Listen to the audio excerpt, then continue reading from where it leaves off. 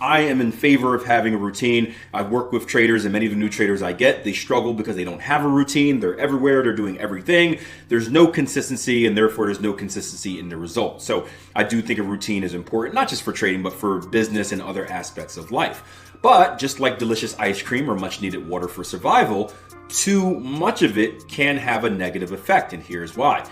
Having a routine, eventually, if you follow it, becomes a habit. It typically takes 30 to 45 days to build a habit. Let's just say 90 days, because let's pretend you're breaking an old habit and installing a new one, right? This is why we do all those 90-day challenges, because if you do something consistently for 90 days, it typically becomes a habit. When something becomes a habit, you tend to run on autopilot. So when we talk about the 4 stages of trading, right? Unconscious incompetence, when you don't know what you don't know, you're a baby wandering the world and kind of figuring things out.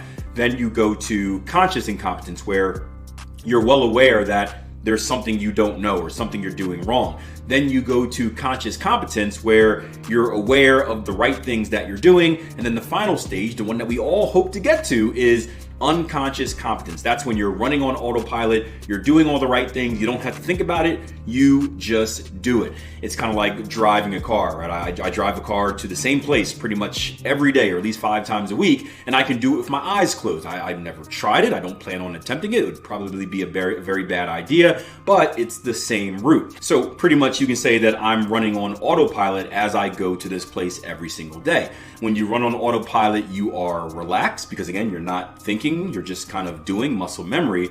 And when you relax, you're less focused, you pay less attention, you're less perceptive, because again, you don't need to kind of waste your energy on the thing that you're doing on autopilot, and you can save that energy for other things. Going back to the driving example, I did this the other day, where over the winter break, my routine changes a little bit, and I'm so used to driving this one specific direction at this one specific time every single day that I kind of just end up there and don't even know how I got there. And that's exactly what happened. I was actually driving to somewhere else. I was supposed to be going somewhere else to a meeting, and I ended up in the parking lot of the place that I'm usually at, and I'm like, how did I get here? I'm like, I'm glad I didn't hit anyone, because I don't actually remember driving there. I just ended up there because I was so relaxed. I was such on autopilot. My mind was distracted by other things that were happening, and I just ended up in that spot.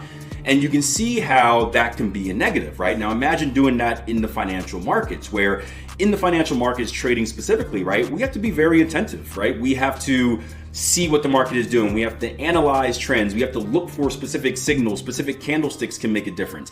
And if we're working so much on autopilot, where we come in, we do the same thing, come in and do the same thing, come in and do the same thing, we put ourselves at higher risk of missing those small clues.